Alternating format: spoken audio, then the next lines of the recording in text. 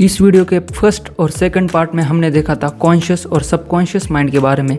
इस वीडियो में देखते हैं हमारे अनकॉन्शियस माइंड के बारे में। इस माइंड को अनकॉन्शियस माइंड इसीलिए कहा जाता है क्योंकि ये हमारे अवेयरनेस के नीचे काम करता है। यानी कि जब हम नींद में होते हैं या फिर बेहोश होते हैं या फिर कोई आदमी कोमा में चला जाता है, तब हमें सराउंडिंग में क्या चल रहा है उसके बारे में कुछ भी मालूम नहीं पड़ता है, क्योंकि तब हम हमारे अनकॉन्शियस माइंड के लेवल पर होते हैं। अगर हमारा सबकॉन्शियस माइंड एक सॉफ्टवेयर की तरह काम करता है तो हमारा अनकॉन्शियस माइंड एक इंटरनेट की तरह काम करता है। जैसे हम गूगल को कोई क्वेश्चन पूछकर उसका आंसर पाते हैं, वैसे ही आप अपने अनकॉन्शियस माइंड को क्वेश्चन पूछकर उसका आंसर ड्रीम्स में या फिर मेटाफोर्स में पा सकते हैं। आपने बहुत से साइंटिस्ट की कहानी सुनी होगी जिसमें यह बताया जाता है कि एक साइंटिस्ट जो कि क्वेश्चन को सॉल्व करने की कोशिश बहुत महीनों से या फिर सालों से कोशिश कर रहा होता है, उसका आंसर उन्हें सुबह सुबह या फिर उनके ड्रीम्स में मिल जाता है। ऐसा इसीलिए होता है क्योंकि उनका आंसर उनके अनकॉन्शियस माइंड का इंटेलिजेंस नींद में या फिर ड्रीम्स में देता है। It creates dreams and psychedelic vision.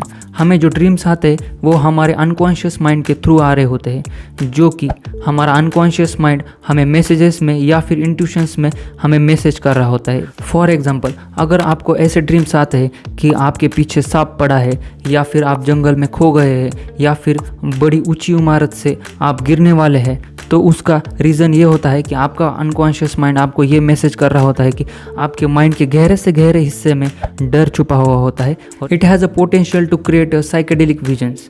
अगर आप कोई साइकेडेलिक मेडिसिन लेते हैं तो आपको पता होगा कि आपका अनकॉन्शियस माइंड बहुत ही विविड और कलरफुल विजन्स बनाने के काबिल होता है, जो कि हमें नॉर्मल रियलिटी से भी नॉर्मल रखते हैं। ऐसा इसीलिए होता है क्योंकि आप अपने ईगो से थोड़ी दूरी बना लेते हैं और आपके अनकॉन्शियस माइंड पे जो ढक्कन चढ़ा हुआ होता है उसे निकाल देते हैं।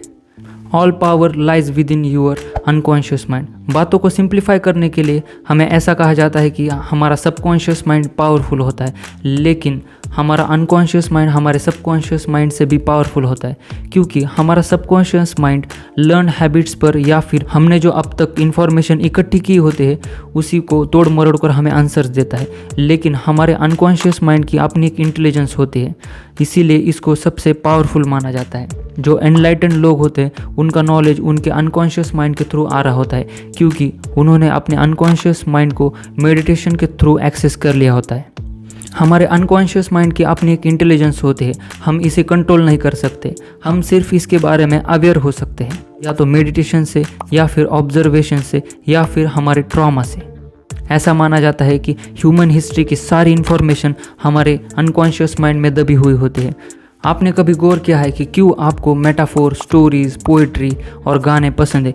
क्योंकि हमारा अनकॉन्शियस माइंड मेटाफोर्स में और स्टोरीज में काम करता है, क्योंकि पोइट्री में, गाने में, मेटाफोर्स में या फिर स्टोरीज में एक मैसेज छुपा हुआ होता है जो कि हमारे डेस्टिनी, लाइफ या फिर यूनिवर्स के बारे में हमें बताता है। Okay, that's it from my side. Thank you. Next video आपको किस टॉपिक पर चाहिए वो कमेंट सेक्शन में ज़रूर बताएगा।